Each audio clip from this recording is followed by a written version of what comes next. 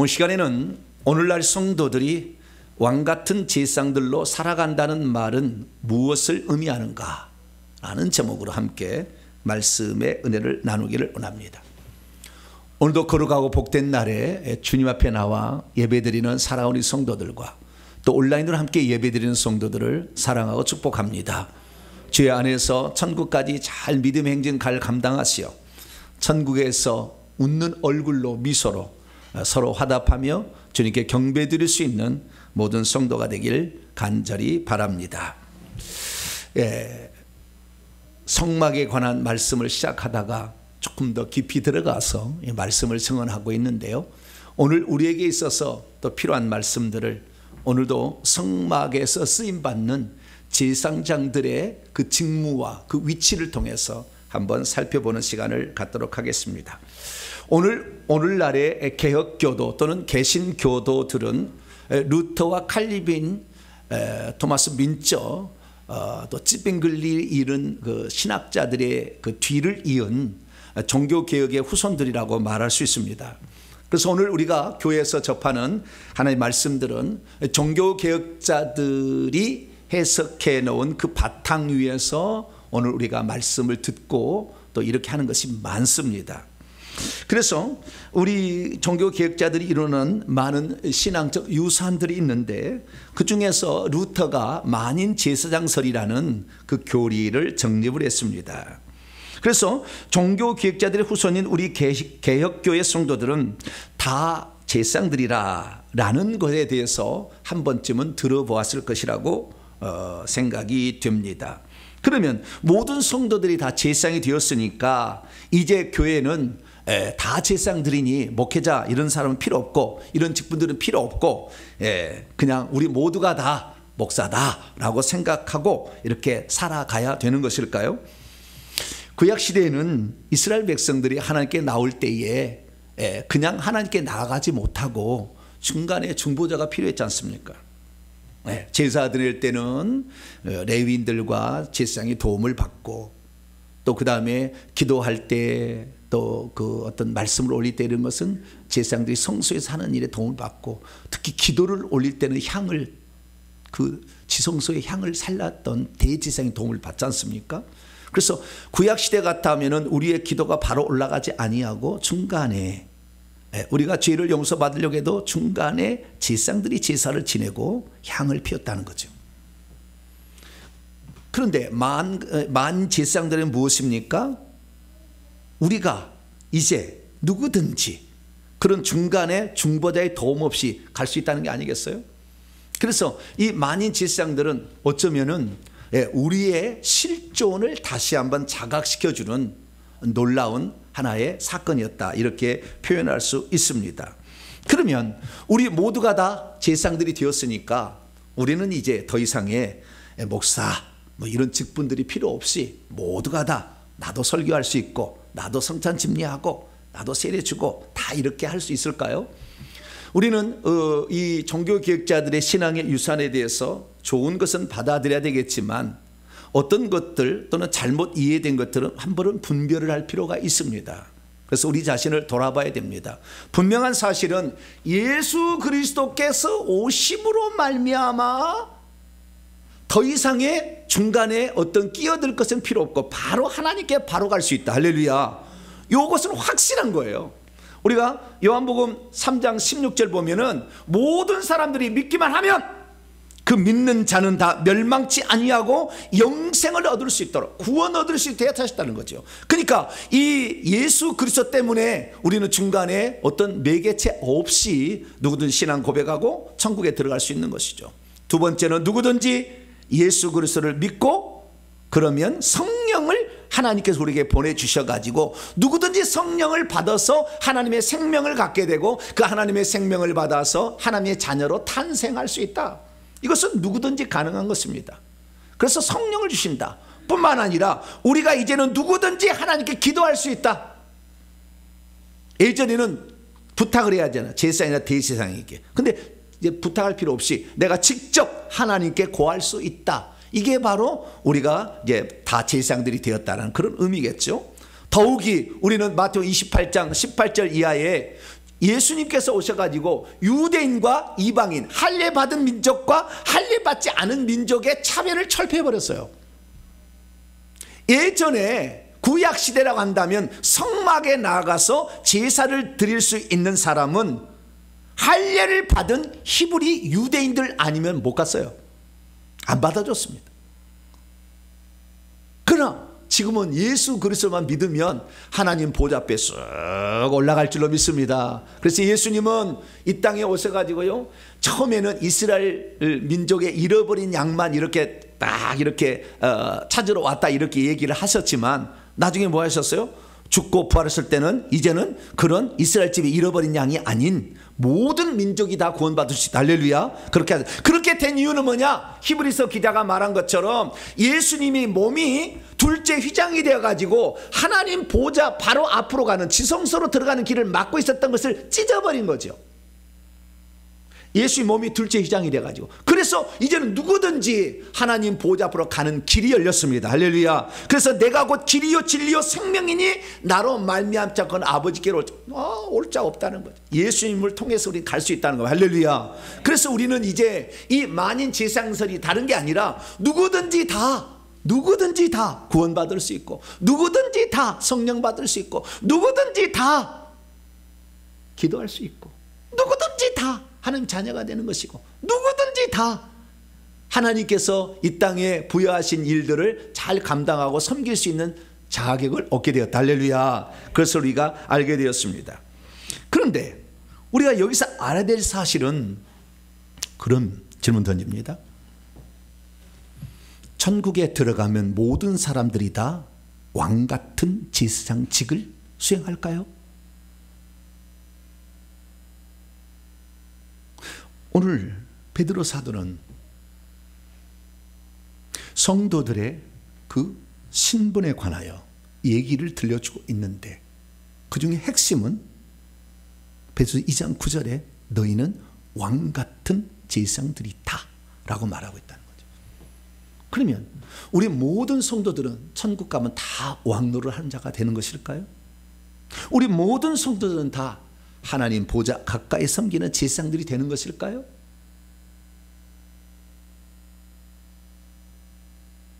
예전에는 저는 그렇게 배웠어요. 왜? 만인 제사장설이라는 교리를 공부할 때 그런 식으로 받아들였죠. 그래서 누구든지, 저는 제가 교육을 하면서 당신 예수 그리스도를 믿으면 당신은 왕 같은 제사장입니다, 이렇게 가르쳤어요. 그런데 이제 성경을 다 알고 특별히 천국의 실상을 확실히 알게 된 다음부터 뭔가 잘못되어 있었구나, 이걸 알게 되었어요.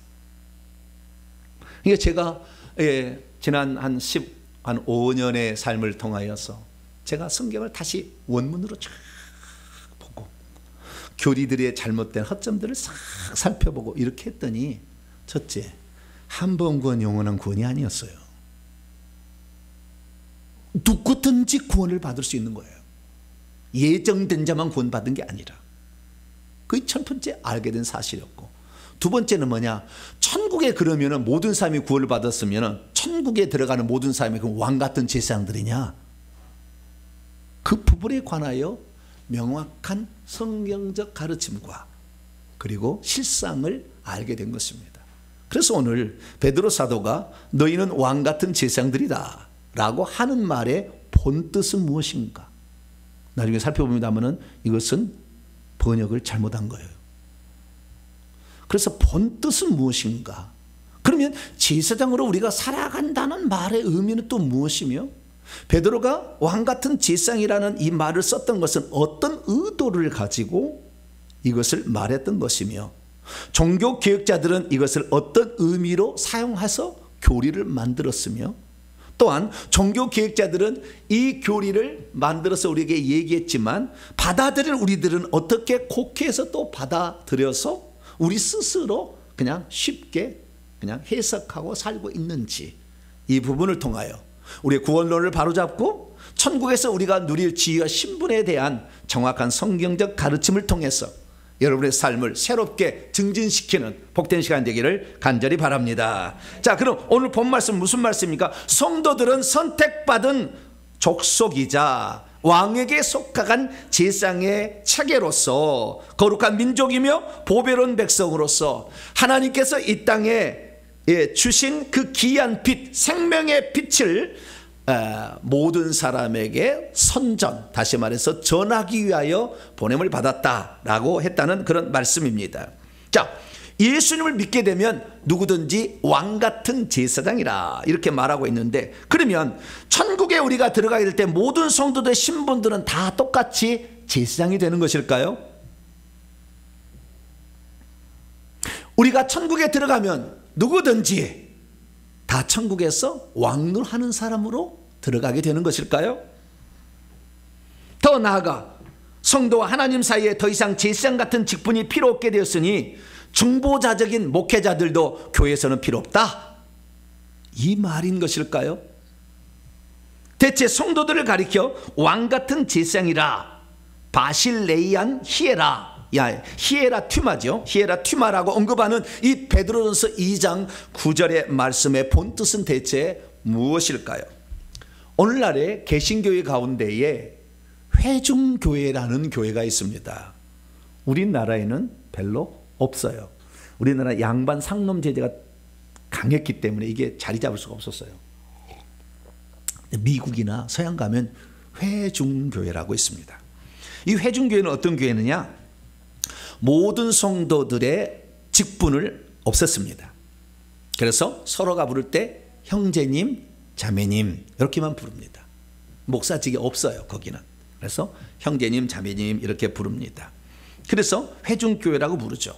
그러면 왜 이들이 회중교회가 되었을까요? 그것은 루터의 만인 제사장설을 과격하게 받아들인 겁니다. 다시 말해서 우리 모든 믿는 사람들이 다 왕같은 제사장들이 되었는데, 목사 너만 무슨 목사라고 해가지고 무슨 왕 노릇처럼 하느냐, 이제 그 필요 없다. 누구든지 다 돌아가면서 설교할 수 있고, 누구든지 다 가르칠 수도 있고, 누구든지 다 성찬식을 집례할 수 있는 거지 목사만 하는 것이 아니다 라고 해서 형제 자매라고 그 직분을 바꿔놓은 것이죠. 그래서 이 오늘날의 회중교회를 가게 되면 이런 직분이 없다는 것을 거기서 발견할 때 충격을 받게 되는 거죠. 그러면 과연 우리가 오늘 교회에서 목회자는 이런 직분은 필요 없는 직분일까요? 오늘 본 말씀은 AD 64년에서 68년 사이에 로마의 대화재 이후 기독교인들의 박해가 시작되자 그 박해를 피해서 소아시아의 중부 갈라디아와 북쪽의 비두니아, 본도 갈라디아, 본도 비두니아, 그다음에 뭐 갑바도기아 이런 데로 도망을 쳤던 흩어진 그 성도들, 그래서 핍박을 받고 고통을 피해서 달아난 그 성도들이 거기에서도 많은 고난을 받게 되자 그 그리스도인들에게 격려하고 고난을 잘 견뎌내라고 쓴 편지인 베드로전서의 앞부분을 살펴보고 있습니다. 이때 사도 베드로는 로마 정부의 대대적인 박해 때문에 고통을 받아 전 세계로 흩어졌으나, 그러나 너희들이 전 세계로 흩어졌다고 해서 너희들의 영적인 신분은 작은 게 아니라 왕같은 제사장들이다 라고 그들의 신분을 다시 한번 각성해 주는 말씀을 했습니다. 이때에 이 베드로전서 2장 5절과 9절의 말씀을 통하여 성도들의 이 신분을 5가지로 얘기합니다. 첫째, 5절 보니까 거룩한 제사장이다 얘기했어요. 그리고 9절 보니까 4가지가 나오는데요. 첫째는 선택받은 족속이다, 왕같은 제사장들이다, 거룩한 나라 왕국이다, 그리고 마지막으로 그의 소유가 된 백성이다 라고 이렇게 얘기를 하고 있습니다. 헬라 원문을 보면은요, 여기에 제사장이라는 말은 사실 제사장의 체계다, 제사장의 무리라는 단어입니다. 어쨌든 이 5가지 신분을 가지고 있다라고 얘기를 했습니다. 믿음이 있어도 왕같은 제사라는 말의 의미를 잘 모르면 신약시대에 들어와서 이제는 더 이상의 제사장이 필요 없으니 목사라는 직분은 필요 없겠구나 라고 생각할 수 있습니다. 믿음이 있어도 왕같은 제사장이라는 말의 의미를 잘 모르면 신약 시대에도 그리고 하늘나라에 들어가서도 제사장이라는 것은 똑같기 때문에 여러 종류의 신분이 없이 다 똑같은 제사장이 되겠구나라고 생각할 수 있습니다. 믿음이 없어도 왕같은 제사장이란 말의 의미를 잘 모르면 이제 신약의 성도들은 다 왕같은 제사장이 되었으니 천국에 가서도 누가 누구를 구별하는 신분은 존재하지 않을 것이다 라고 생각할 수 있습니다. 믿음이 있어도 왕같은 제사장 의미를 잘 모르면 제사장의 무리들 가운데 자신이 어떤 역할이 주어졌는지를 잘 몰라서 자긍심만 갖고 있다가 아무 일도 하지 못한 채 천국에 들어갈 때 떨어지게 되는 불상사를 맞이할 수도 있습니다. 믿음이 있어도 왕같은 제사장 의미를 잘 모르면 자신은 지금 교회에서 어떤 직무를 수행해야 될 자를 깨닫지 못한 채 적당히 살다가 죽을 때 슬피 울며 이를 갈 자가 있게 될 것입니다. 믿음이 있어도 왕같은 제사장 의미를 잘 모르면 천국에 들어갔을 때에 자신의 신분에 대해서 크게 생각하고 있었으나 천국에 막상 들어갔을 때 자신이 뒤처져 있다는 사실에 대해서 깜짝 놀랄 수가 있습니다. 믿음이 있어도 왕같은 제사장의 의미를 잘 모르면 자신에게 지금 주어진 직분이 하찮다고 여긴 나머지 한 달란트 받은 자처럼 그 직분을 썩혀두어서 심판 때에 밖으로 쫓겨나 더 어두운 곳으로 쫓겨나 슬피 울며 이를 가는 자가 발생하게 될 것입니다. 믿음이 있어도 왕같은 제사장 의미를 잘 모르면 자신이 아무리 수고하고 충성해도 자신의 신분에는 변함이 없다고 생각해서 적당히 신앙생활 하자라고 생활하다가 죽을 때에 엄청나게 슬피 우는 자가 발생할 수도 있습니다.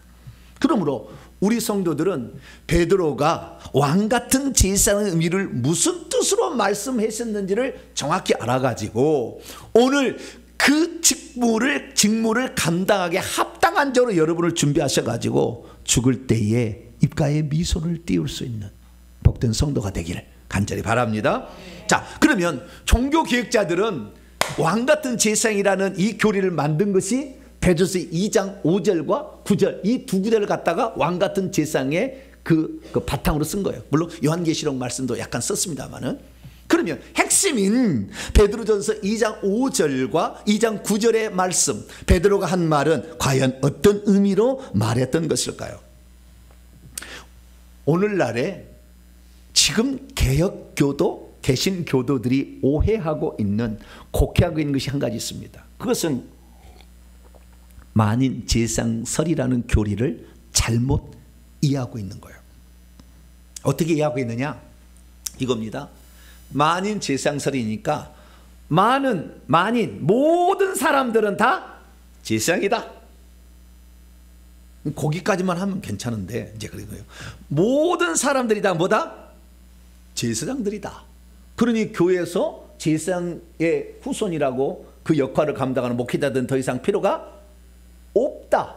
누구든지 설교할 수 있다 라고 생각하는 것이 이것이 그래서 오늘날의 교회 가운데에 주의 종이라는 목회자라는 또는 이런 그 감독에서는 감독까지 얘기합니다만은 이런 존재가 굳이 필요하느냐라고 생각할 수도 있어요. 그러면 루터가 처음에 만인 제사장설을 가르칠 때에 교리를 만들 때 중간에 중보자격인 구약시대는 거기에 제사장 대상이 있었잖아요. 이런 게 필요 없다라고 만인 제사장설을 만들었느냐? 그게 아니었어요. 오해하고 있었던 겁니다. 그럼 뭐라고 만들었느냐? 구약에는 일반 백성이 하나님께 나아가려면 중간에 제사장이나 레위인 제사장이나 대제사장 이런 사람을 통해서 갔잖아요. 그들을 통해서 제사를 지냈고 그들을 통해서 향을 피워서 기도를 안 했잖아요. 그렇기 때문에 구약에는 중간에 중보자가 있었다는 거예요. 그러면 루터가 말하는 만일 제사장은 뭐냐? 이제는 하나님께 우리가 나아가는데 누구 중보자를 굳이 세워서 가는 게 아니다. 꼭 신부를 통해서 회개를 해서 그 사람에게 고해 성사를 해야만이 죄 용서 받는 게 아니라 누구든지 자기가 죄 지었다고 회개하면 용서 받는 것이고, 할렐루야, 내가 필요한 건 하나님께 간구하는 것이고 하나님께 나아갈 수가 있다는 거예요.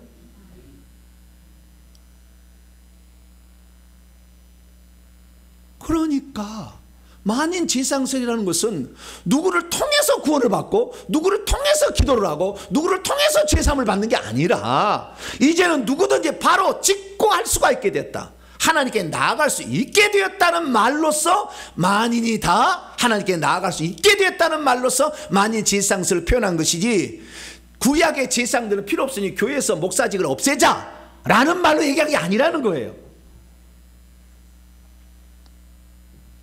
그런데 극단주의자들은, 특히 회중교회 같은 거죠, 이런 사람들은 목사라는 거 너나 나나 똑같은 제사장인데 너 왜 설치냐, 너 직분 없어 이제. 그 직분을 없애버린 거죠. 근데 지금 와서 회중교회는 대단히 후회합니다. 목사라는 직책을 없애버린 거에 대해서.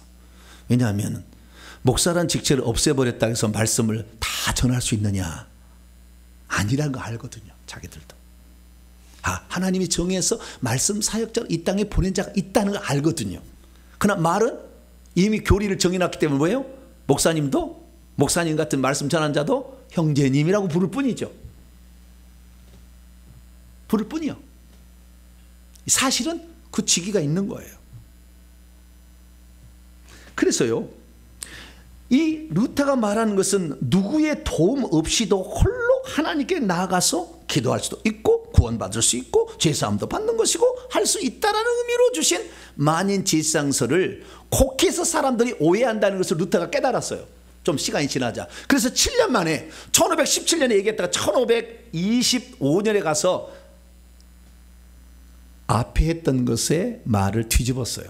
첫째, 이제는 사제들만이 아니라 모든 신자들도 기독교 교리를 제대로 판단할 능력을 가지고 있기 때문에 성경을 해석할 수 있다는 것을 선회하여서 일반 성도들은 기독교 교리들을 공부하지 않아서 제대로 판단할 능력이 없기 때문에 해석이 다 올바른 것은 아니다. 바꿨어요. 두 번째, 회중이 목사를 세울 수 있다라는 것에서 일반 성도는 다른 성도들을 가르칠 훈련을 받지 않은 한 가르칠 수가 없다. 세 번째는 목사가 없을 때는 회중 가운데 한 사람이 나와서 설교할 수 있다 했는데, 이제는 임명받은 설교자면 설교할 수 있으며 교육을 받지 못한 일반 성도들은 설교해서는 안 된다 라고 7년 만에 바꿨어요. 루터가. 왜? 만인 제사장서 교리를 곡해가지고 그렇게 극단주의로 나가니까. 그래서 우리가 오늘 알아야 될 것은, 만인 제사장설이라는 것은 누구든지 하나님께 나아가서 회개할 수 있고 기도할 수 있고 성령 받을 수 있고 그 다음에 주님으로부터 깨우침을 받을 수 있고, 그래서 다른 사람도 잘 배워서 가르칠 수 있다는 그런 의미였지, 목사직이 교회에서 필요 없다 이런 게 아니었다는 것을 분명히 아시기를 바랍니다. 이 결론은 나중에 이제 나올 거예요. 왜 이 얘기를 하고 있는지. 두 번째, 첫 번째는 만인 제사장설 교리를 우리가 잘못 알고 이해하고 있다는 것이고, 두 번째는 성경 말씀이 번역을 잘못하고 있어가지고 우리가 그렇게 받아들이고 있는 거예요. 잘못. 베드로서 2장 5절과 베드로서 2장 9절의 말씀에 제사장이라는 말이 한 번씩 나오는데 원문에는 제사장이 아닙니다. 두 번째, 너희는 왕 같은 제사장이랄 때 왕 같은이라는 말이 아니에요. 이것도 틀린 번역이에요. 그렇게 안 돼 있어 헬라 원문에. 그런데 우리가 왕 같은 제사장이라고 번역을 해놓으니까, 나는 천국에 가면 왕이구나, 왕을 하는구나, 나는 제사장이구나 이렇게 생각한 거예요. 그런데 그렇게 베드로 사도는 얘기한 적이 없어요. 저는 신약을 전공한 자잖아요. 정확히 말씀을 드리는 겁니다. 자, 그럼 어떻게 되어 있을까요? 자, 헬라 원문을 제가 직역을 해봤습니다. 나중에 제가 직역 성경을 내겠습니다, 언젠가. 그리고 그들 자신들이 살아있는 돌같이 영적인 집으로 건축되고 있다. 영적인 집은 교회죠. 예수 그리스도로 말미암아 하나님이 기쁘시게 받을 만한 영적인 제사를 단번에 드리는 교회 성도. 어떻게 해요? 거룩한 제사장의 무리 안으로, 물이 이들을 통해서 거룩한 교회가 지어지고 있다는 거예요. 그러니까 거룩한 제사장이 될진이라가 아니고 거룩한 제사장의 무리 안으로 들어가서 이들로 말미암아 교회가 신령한 교회가 되어지고 있다는 거예요. 제사장이 아니고 제사장의 무리가 있다는 겁니다. 그래서 이 제사장이라는 말은 헬라어 히에리우스라고 하는데 여기에는 히에리우스가 아니고 히에로투마 이렇게 되어 있어요. 이것은 제사장의 무리, 제사장의 체계, 제사장의 집단이다 라고 번역을 해야 됩니다. 그러니까 우리가 구원을 받았을 때 우리 그리스도인들은 어떻게 구원을 받았다고요? 제사장의 체계 안으로 들어가는 거예요. 제사장의 무리가 있어요. 여러 종류의 무리가 있는데 그 무리 안으로 들어갔다는 것이지 너가 제사장이다라고 아니었다는 거예요. 두 번째, 베드로서 2장 9절의 말씀인데요. 여기 보니까 오직 너희 자손들, 이 너희 자손들은요 그 핍박 속에서도 믿음을 지켜내고 있는 그런 사람들이지 적당히 죄짓고 있는 사람 얘기한 게 아니야. 사실은 베드로서 읽어보세요. 고난을 이겨내야 된다. 그 고난을 극복하고 있는 자들을, 불같은 시험이 막 있다. 이 시험을 이겨내야 된다. 그 시험을 지금 견디고 있는 자들에게 하는 얘기예요. 근데 어쨌든 죄 실컷 지고 있으나 죽을 때 회개해서 헷가닥해 가서 천국에 들어가려고 하는 사람들, 그런 사람 얘기한 게 아니라 그 말이에요. 어쨌든 너희 자신들은, 구원받은 너희들은 첫째, 선택받은 족속이다. 두 번째, 왕 같은 제사장이 아니라 왕에게 속한 제사장의 무리다. 그럼 거룩한 민족 소유 안으로, 그의 소유 안으로 있는 백성 이렇게 있는데, 두 번째가 중요해요. 왕 같은 제사장이 아니라 왕의 또는 왕에게 속한 이란 뜻이고, 두 번째는 제사장의 무리다. 제사장의 체계 안으로 들어가는 거다 라고 말하고 있다는 거예요. 첫 번째, 왕에게 속한이라는 말은 무슨, 이 왕은 예수 그리스도를 말하는 거예요. 요한계시록 17장 14절에 예수님은 만왕의 만주의 주, 요한계시록 19장에도 예수님 만왕의 만주의 주, 그 만왕의 왕에게 속한 어떻게 해요? 제사장의 무리 안으로 우리는 구원을 받는 것이다. 그들이 된다라고 성경은 말씀하고 있다는 것입니다. 그러면 이 제사장의 무리라는 것, 이 말을 왜 제가 그렇게 번역을 했느냐, 어떤 사람들은 이 히에라투마라는 이 단어를 제사장의 직무를 감당하는 자라고 번역한 데도 있더라고요. 뭐라고요? 제사장의 직무를 감당하는 자. 그런데요 여러분, 제사장의 직무를 감당하는 자라는 단어는 따로 있어요. 히에라투마가 아닙니다. 그것은 히에로시네 이렇게 되어 있습니다. 히에로시네, 이것은 히브리서 7장 11절 12절 24절에 나와 있는데요, 레위 계통의 제사 직분이 아니에요. 제사장의 직분, 히에로시네.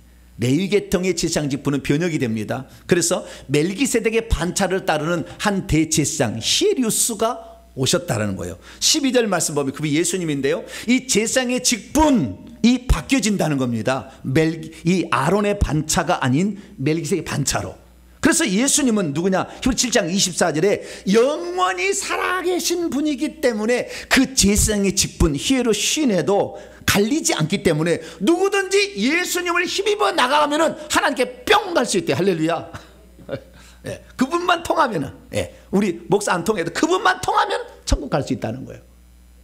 그래서 제사장 직분을 의미하는 단어는 히에로시네라는 단어고, 이 베드로 2장 5절과 9절 나오는 히에로투마라는 다른 단어라는 겁니다. 이 단어는 제사장의 체계, 제사장의 무리, 제사장의 집단, 그룹이라는 의미라는 것입니다. 자, 그러면 제사장은 어떤 무리가 있을까요? 네 종류가 있습니다. 제사장이 딱 있고요, 이게 중심이고요, 그 위에 대제사장이 있어요. 그 아래 레위인이 있습니다. 그 아래에 레위인과 이 제사장들을 돕는 허다한 무리들이 있는데, 이 허다한 무리가 아니라 이것은 남녀의 무리인데, 수종드는 여인과 나무 베며 물 깃는 남자, 그래서 시종 드는 종들이 그 밑에 있어요. 네 종류가 있는 거예요. 그럼 천국에 가서요, 이들이 어떻게 있는지는 요한계시록에 나와요. 요한계시록 4장 5장에 가보면 24장로가 다 나와요. 그러다가 요한계시록 7장에 넘어가면 14만 4천 명이 나오고 14만 4천 명 뒤에 허다한 종려나무 가지를 흔들고 있는 무리들이 나옵니다. 그래서 그 장면을 실제적 장면을 보고 그 말씀하는 걸 바탕으로 제가 그림을 그려봤어요. 천국에 가서 예배 드릴 때는 이렇게 앉아서 또 서서 예배를 드려요. 우선 이거 드리기 전에 하나를 더 보고요. 이게 무슨 말이냐면 이게 새 예루살렘 성을 제가 성을 그려놓은데 그림 솜씨가 없어가지고 문이 세 개씩 다 있죠. 동서남북에. 보여 안 보여요? 보여요 눈이? 예, 보이시군요. 나 문을 세 개씩 다 만들어놨는데 문이 보이시는군요. 뭘로 만들었어요? 진주로. 할렐루야. 진주가 보이신 분 눈이 더 좋으시네. 진주까지 보이신 분. 그런데 이렇게 1만 2천 스타디온 2,400km입니다. 천국은 가로 세로 높이까지 되는 거예요. 그러면 이 높이가 가로 세로가 2,400km 이해가 돼. 근데 하늘로 올라가는 2,400km 얼마나 높아요. 그럼 이게 어떻게 돼 있냐면은 두 층으로 돼 있어요. 천국이 아래층에서는 성도들이 살아가는 주거 공간이에요. 집을 짓고 살아가는. 위층에는 뭐냐? 예배 드릴 때만 올라가.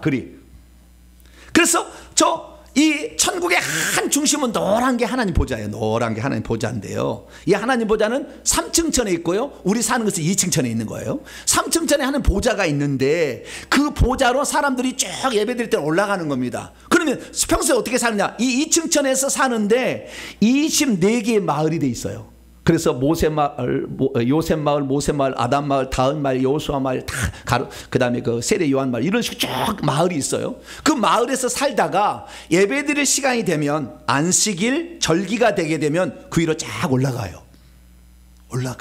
그래서 저 다인마을에 살던 A라는 지역에 사는 점 하나 있죠. A에 점 하나 있는데 거기에 살던 사람이 예배드릴 때는 쭉 하나님 보좌 앞으로 쭉 올라가요. 그래서 저 앞으로 가는 거예요. 그게 축소가 되는 거죠. 쭉 올라가서. 왜? 그 앞에 영광의 광장에서 예배를 드리는 거니까. 그런데 그 예배 드릴 때 그 모습을 쫙 그려놓은 게 이거예요. 하나님 보좌 앞으로 모여요. 오른쪽에는 24장로가 12명씩 앉아있고 왼쪽에는 성가대 4,000명이 앉아있고요. 앞에 쪽에는 14만 명이 앉아있어요. 그래서 14만 4천 명은 그 성가대가 합친 숫자예요. 그래서 이 줄을 보니까 총 70줄로 돼 있고요. 여기는 다 보좌가 있는데 의자가 있는데 의자에 이름이 다 기록돼 있어요. 뭐가 기록돼 있어요? 오늘 내가 빨리 왔으니까 저기 앉아야 되겠다. 1번 보좌 앉아야 되겠다. 가가지고 앉으면 돼요? 안 돼요? 안 돼. 이름이 다 붙어 있어. 안 돼. 이름이. 그 앞으로 다 이름이. 그리고 보좌가 있고요. 그리고 보좌 70번째 주까지는 보좌가 있고 70번 위로부터는 다 서 있어요. 그것도 계급이 있어요. 다. 그냥 막 앞으로 가는 게 아니야. 다 신분의 계급이 있어요. 그래서 허다한 무리가 종려나무 가지를 흔들고 있어요. 그러니까 만약에 예배 드릴 때 나는 이 세상에서 실컷 죄를 짓다가 마지막에 가서 회개 천국 복음의 설교를 한번 들어서 깜짝 놀랐어. 천국에 그냥 다 왕 같은 죄가 아니었네. 아이고 큰일 났네. 그래가지고 막 그때만 눈물로 텅굴 해가지고 딱 왔어요. 그럼 어디로 가는 거예요? 따라서 해보자. 꼬레비. 뭐라고요? 꼬레비가 뭔지 잘 모르지만 끄트머리에 뭐 사투리일 것 같아요. 꼬레비 제일 끝에. 여러분 천국에서 가장 기다리는 시간은 예배 시간이에요. 왜냐하면 보좌 앞으로 다 모이잖아요. 평소 때는 집에서 살잖아요. 주님이 오시지 않은 한 함부로 못 갑니다. 앞쪽으로. 이게 천국의 실상입니다. 그래서 우리는 이 베드로 사도가 뭐라고 얘기했어요? 베드로 사도가 너희는 왕에게 속한 만왕의 만주의 주이신 예수님께 속한 제사장의 체계다. 이 네 가지 신분으로 들어간다 라고 얘기를 하셨다는 거예요.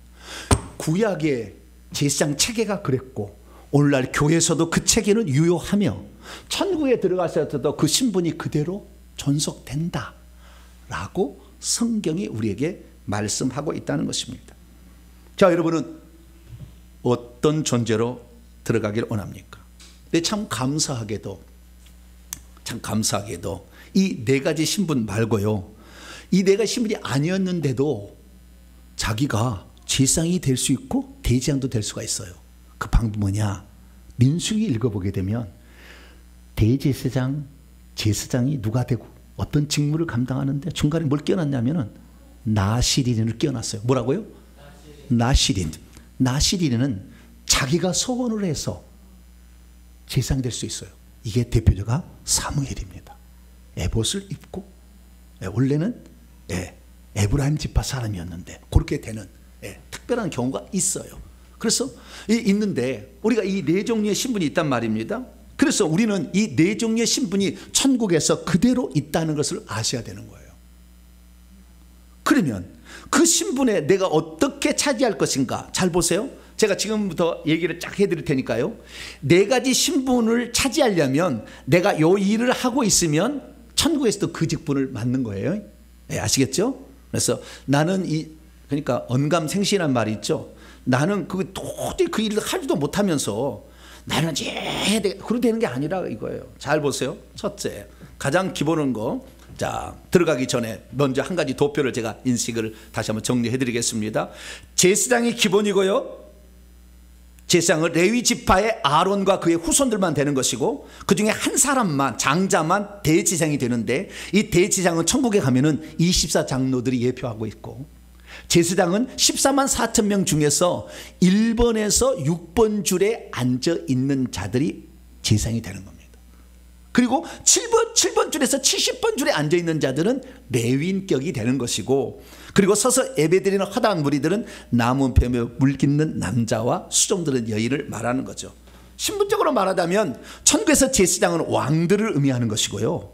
대제사장은 최고의 왕들입니다. 우주를 다스려요. 나중에 천국 가시면 이들은 우주를 다스리는 자입니다. 그냥 땅을 다스리는 게 아니라.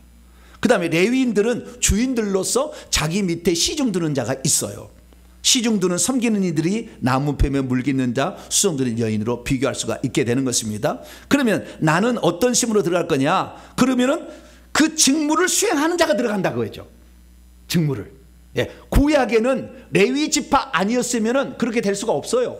그러나 지금은 레위 지파가 없어졌어요. 이방인들은 그런 지파가 없어요. 누구든지 가능한 겁니다. 첫째, 나는 제사장으로 들어가고 싶다. 그러면 요 7가지 직책을 수행하시면 됩니다.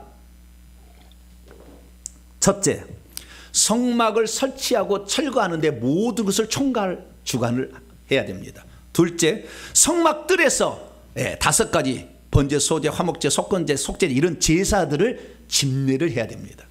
세 번째, 성소에서 하나님을 섬기되 등잔 때에 등을 아침 저녁으로 사르고 떡상에 일주일마다 한 번씩 떡을 진설하고 분향달에 아침 저녁으로 향을 살라야 돼요.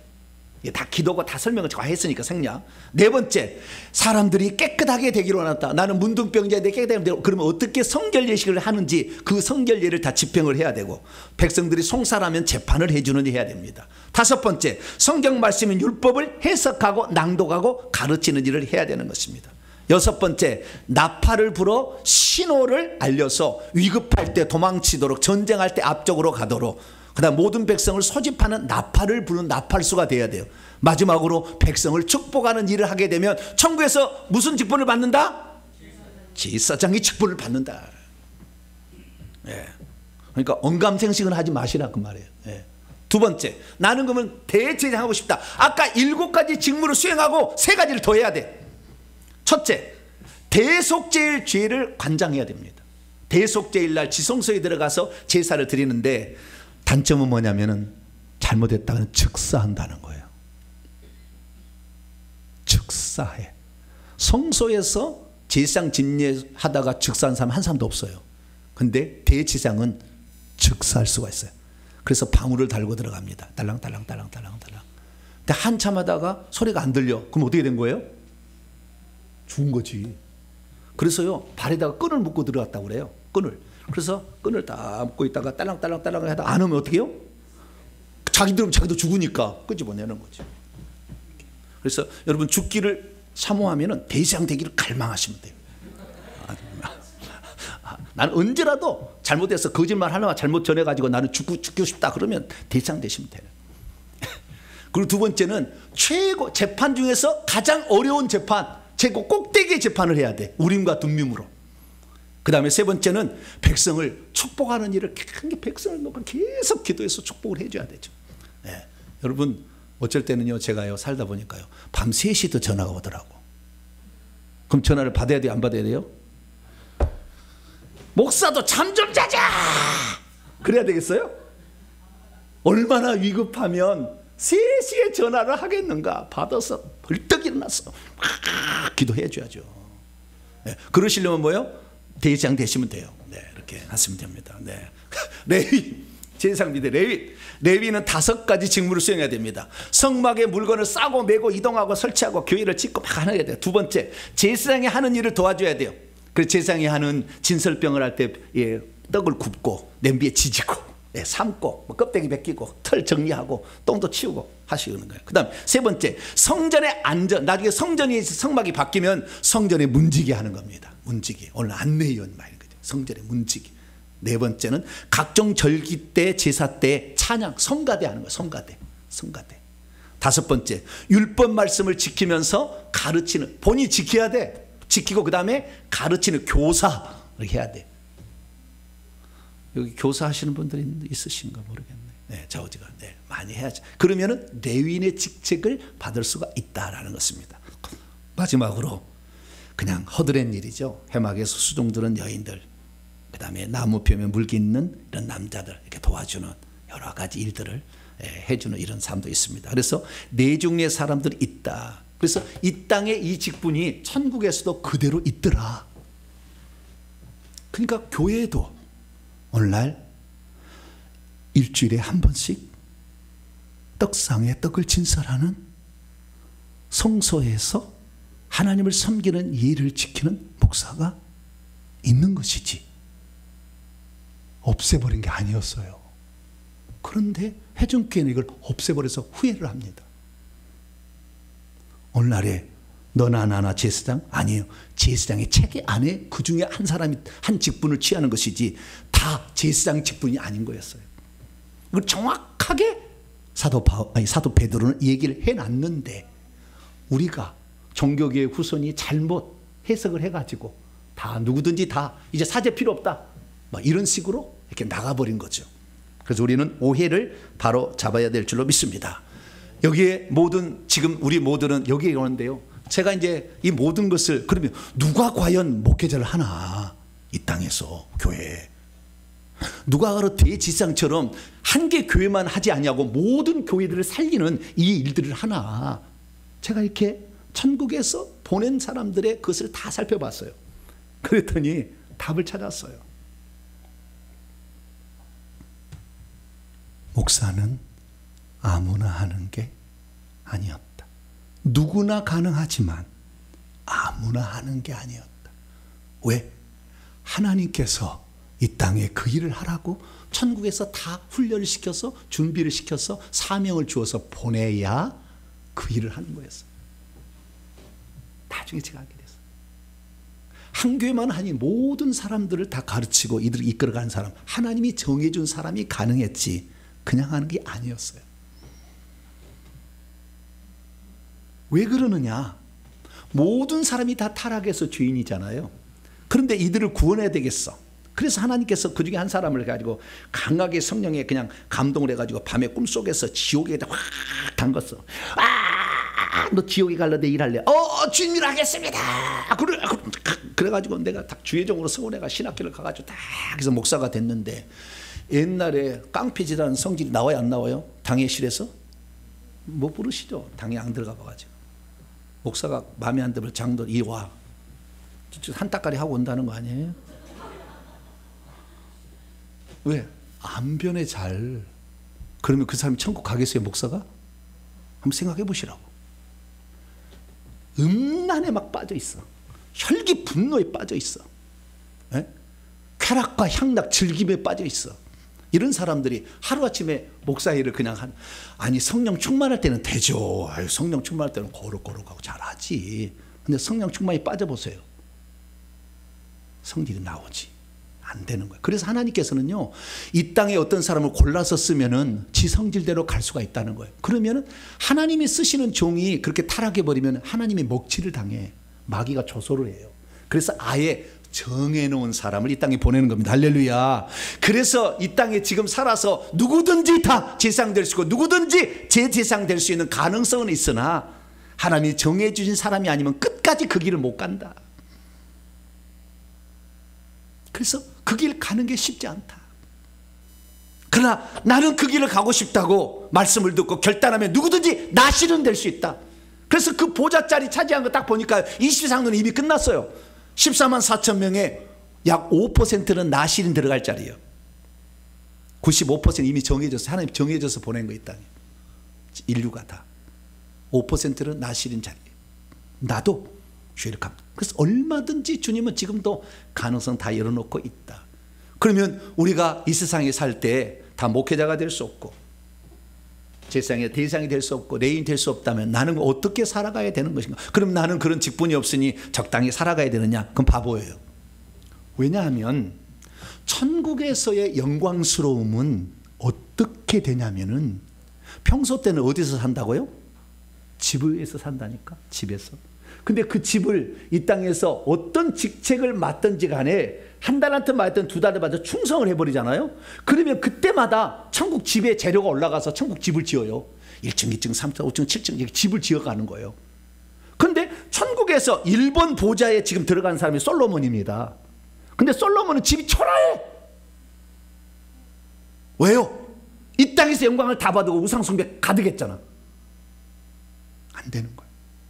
그러나 이 땅의 비로 이름 없이 빛도 없이 주의 일에 충성한 사람들은 날마다 그 집을 올릴 수가 있는 거예요. 할렐루야. 영광스러운 집에서 산다니까요. 평신도임에도 하나님 보좌 가까이 가서 집 짓고 산 사람이 한둘이 아니에요.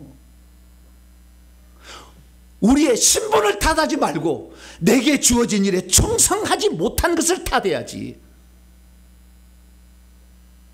그것이 달란트 비운 거예요. 많은 사람이 자신에게 주어진 그 귀한 것을, 그 직책을, 내가 할 수 있는 그 지위를 귀한 것을 여기지 않아. 그 귀한 것을 여기면은요, 더 충성한 자들의 나중에 면류관을 명예산으로 줍니다. 뭘 줘요? 면류관을. 면류관을 언제 쓰느냐? 예배드리러 갈 때 써요.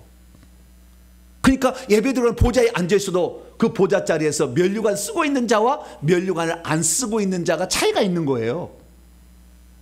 모든 사람들이 면류관 쓰고 있는 사람이 존경합니다.